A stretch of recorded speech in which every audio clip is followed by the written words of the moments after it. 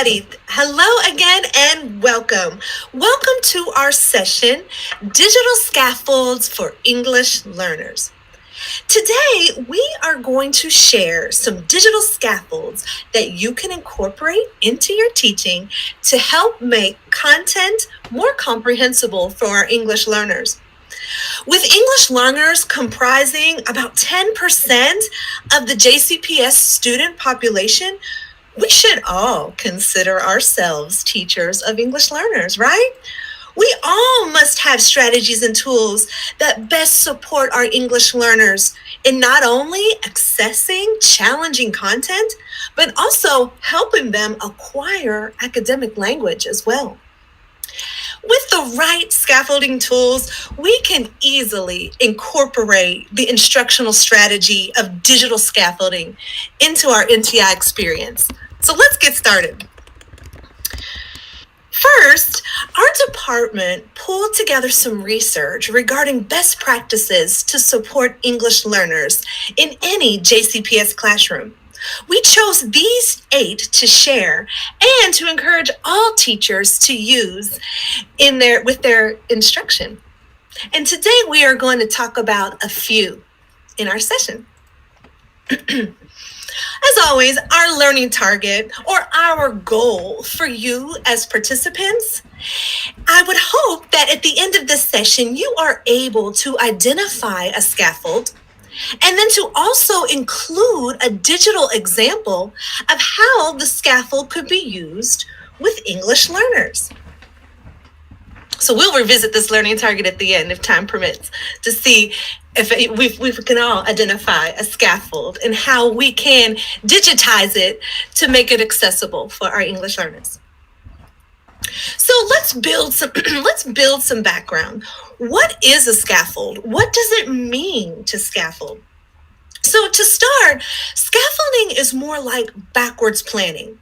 You need to think about the finished product and then break down the product into smaller, less complex tasks. Within each task, provide specific instruction to help the English learners complete the task. Such examples could be using a graphic organizer within each step or having a word bank to help them throughout the task.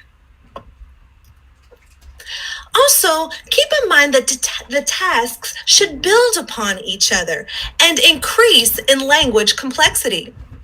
So in this example, we see a picture support where students might label content vocabulary and then increase the language complexity by adding a graphic organizer and having students answer in phrases. And then maybe if they're ready to use sentence stems or paragraph frames to answer content assignments. In the end, each small task should contribute to the final product to help our English learners be successful. It's important to keep in mind that scaffolds will vary and change over time as our English learners' knowledge of content and their academic language increases. In fact, our goal when scaffolding for English learners is ultimately for them to be able to perform the task independently and without the use of scaffolds.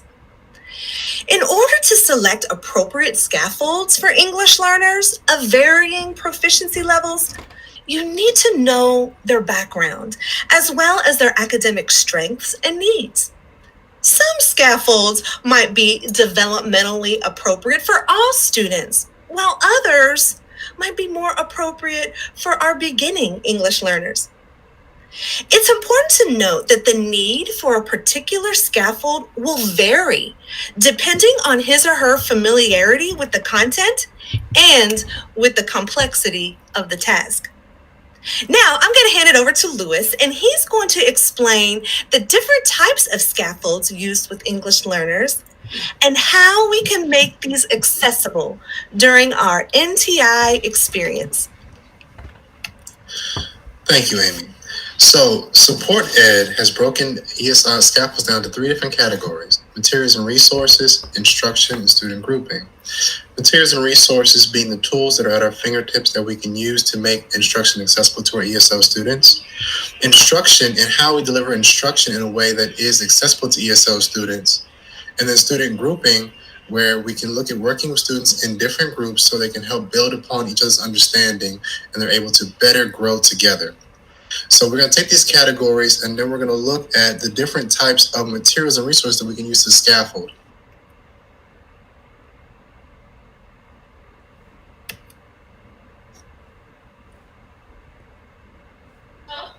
So here we have the different materials and resources that we're going to look at today.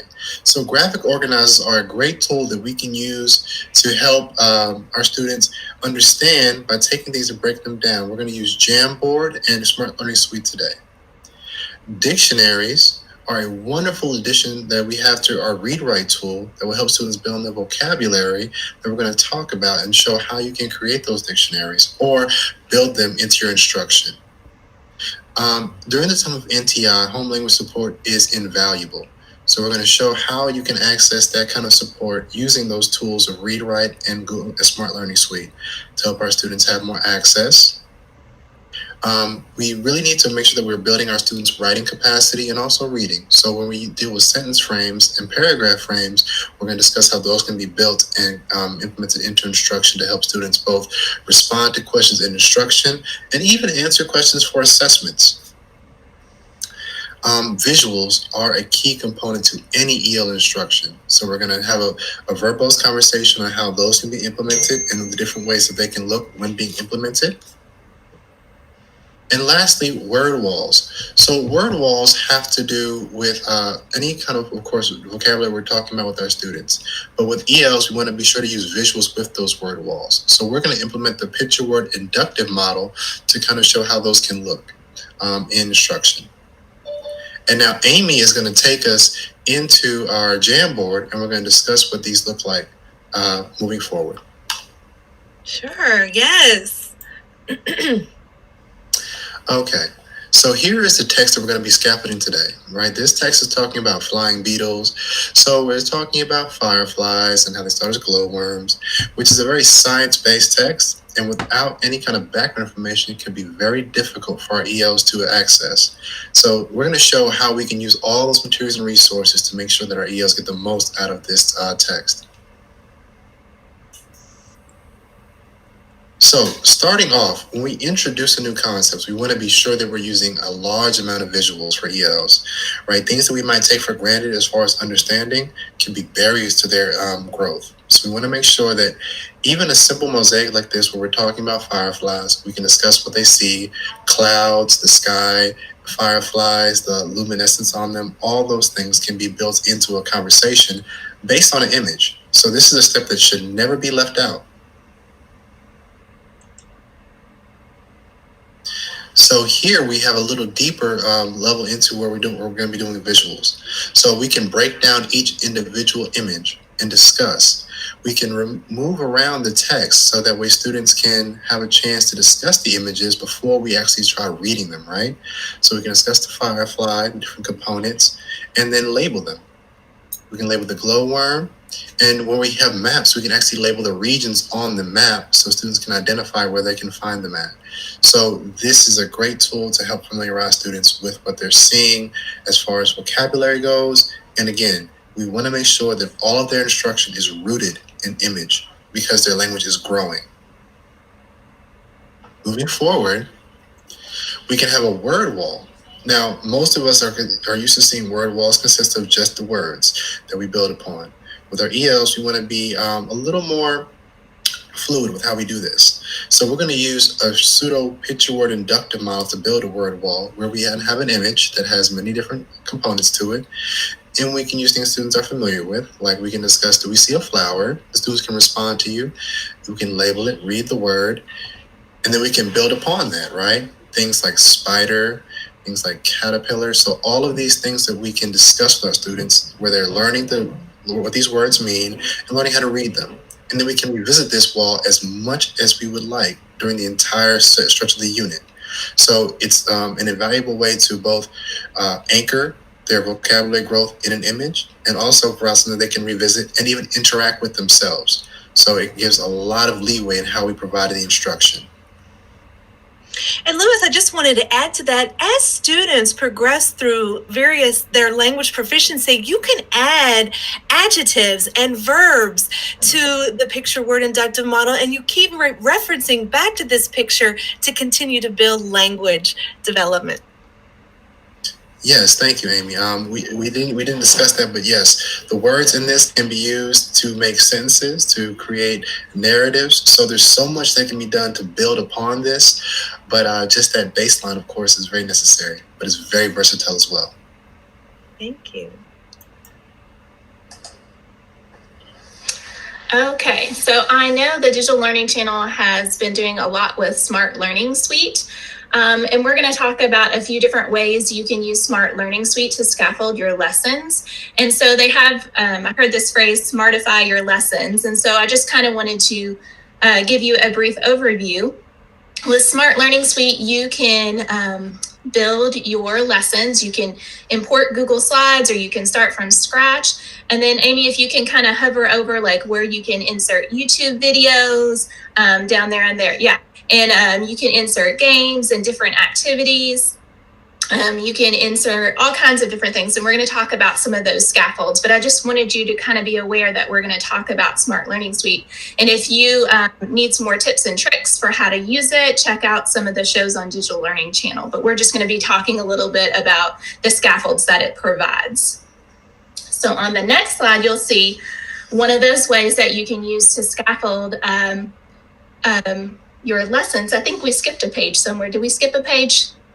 There should be one with manipulatives. I might have taken it out, but we'll find it. There it is. Manipulatives with Smart Learning Suite. This, I believe, was a new addition that they added, and I really, really love these. So what you can do is you can add any of these manipulatives. There's 15 different ones to choose from, and you can add them to your lesson. And they're basically interactive manipulatives that you can use to display in front of the class, or even to assign to students to work with. And there are many different math manipulatives in there. You know, there's coins and fraction bars, but I also saw some for science and even for reading. So there's many different manipulatives that you can choose from. But these manipulatives are great for English learners because they need that visual in front of them to be able to work with that content. I especially love the coins for elementary. I always know money is a very difficult concept for English learners, and having that money there for them to manipulate and move around would be really great for them, as well as the calendar. So there's lots of great manipulatives to choose from in Smart Learning Suite, and that would be a great support and scaffold for English learners. And I think Amy's going to go back one so that we can talk about dictionaries. And so with these dictionaries, these are super important for English learners, and especially our older English learners that are more familiar with their home language. And so, again, I know the Digital Learning Channel has done a lot with ReadWrite, but I can't emphasize enough how great of a tool this is. And for English learners, this dictionary support is crucial. So what I like about it is that where Amy was showing you, you can click on that dictionary button, you can click on the picture dictionary button, and those can stay on the screen while you're working through a text. So you'll notice in this slide, you know, we've got that text on the slide, and as a student highlights a word, the dictionary pops up with the definition. And also if there's a picture available, the picture will pop up as well. This is an invaluable tool for English learners because they can, you know, have that more autonomy to work on a harder, more complex text because they have these tools to assist them. And so the other tool on this page is the translate feature on ReadWrite, which we love. And it's not available for every language, but there are a lot of languages in there, and it can do a word-by-word translation. And so we love to leave that open as well when we need that home language support. And so if we skip ahead 2 slides, I believe, Amy, we'll talk a little bit more about home language support. And home language support is very crucial for our newly arrived English learners who are still building their English capacity. And so they might need a little bit more support using their home language. And another way we found to do that through ReadWrite is to use voice note. And so if you have text in Google Docs, it only works in Google Docs. So if you have some text in there and you want to add some support and audio support, what you would do is select the text like where Amy's showing, and then you would go up to voice note and click it. And when you click on voice note, it opens a little audio recorder and allows you to record a short voice note. And we were thinking this would be great for somebody that is multilingual, like a teacher that is multilingual, and could record some translations for that text. And so you can insert multiple notes in a Google Doc, and it would be a great support for students. But what if you're not multilingual? Well, that's okay. You can still include paraphrasing or simplified language, directions, anything you can to support those students. So we think this is a great way to kind of give students a little boost with content. And Renee, even with added practice, students can eventually upload their own speaking practice, right? That's right. So students can then be trained to record their own voice notes. And so they could respond to text or, to a visual prompt. And so it's another great way for especially ESL teachers to monitor the language growth of their students. So it's a really great tool. It can be used in many different ways. Thank you. So then another way we found in Smart Learning Suite is when you are working on slides and building slides in Smart Learning Suite, there's a little audio recorder at the bottom of the screen that will allow a teacher to record. And so again, this could be a way where if you're multilingual, you could record yourself talking it, or you could do translations, any kind of help that you could give them. That would be a great support for students. And this could be assigned to them and something that they could listen to over and over again. So we really like that feature from Smart Learning Suite. Okay, well, another scaffold that is really helpful for English learners that you can easily embed into any digital format is sentence frames. You can embed sentence frames in a variety of digital tools such as Google Docs, drawings, and you can even embed a sentence frame into a chat of Google Meet or Microsoft Teams. A sentence frame is just reducing the linguistic load of a sentence. And the great thing about Jamboard and what we use for this example is the interactivity of allowing students to manipulate pictures and words to meet the academic demands of the content that they are working with. A great way with sentence frames is you can use these as stems to get kids talking to one another. The important thing to remember as you're choosing how to develop a sentence frame is just to mimic the academic language within your content. Provide examples of them to speak and write and read with the academic language presented. Another important tip with sentence frames is to consider to vary the language complexity of the sentence frame based on their language proficiency level. So remember, a scaffold is a temporary support. So as students acquire more language, encourage them to perform the task independently. Maybe just remove more words and have them fill in more blanks as a way to vary the language complexity. I think that's a really good point, Amy. And one thing a lot of people don't think about is they think sentence frames are only for beginning English learners. But that's not true, because we could also teach our more advanced English learners more complex sentence structures. And so they still need that frame, but for a more complex structure. So I think that's a great point, that sometimes we only think about them as being for beginning English learners, but you can use them in a variety of different ways. Thank you, Renee. Yes. So another scaffold that supports writing development could be a paragraph frame. And in this example, we just use Jamboard. This is great scaffold to help English learners build their ideas. Here, I've incorporated a paragraph organizer and sentence frames within each paragraph to help students organize their ideas. I've also included word banks and picture support so they can incorporate that into their writing. And then, of course, once they finish their ideas, they can take those and create their own finished version. So this is another great way to incorporate writing into the use of paragraph frames and Jamboard. Now, Renee is going to talk about how Smart Learning Suite also has examples of using sentence frames with this digital tool.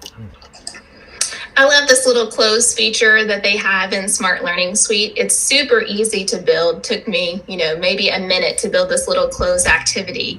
And so a lot of times we think the closed activities are really simple, but if you're a beginning English learner and you're learning to work with the language, sometimes this is a great activity for you to practice the language. And one option you have in there is to set it to check automatically. So if a student tried to drag an incorrect word into the box, it would reject it and throw it back out. So it gives them that kind of instantaneous feedback. So we love this as an activity for students to practice their vocabulary or to practice certain language activities as well. So another great activity from Smart Learning Suite. It's super simple to embed in an existing presentation. It's just a little activity that you would insert in there.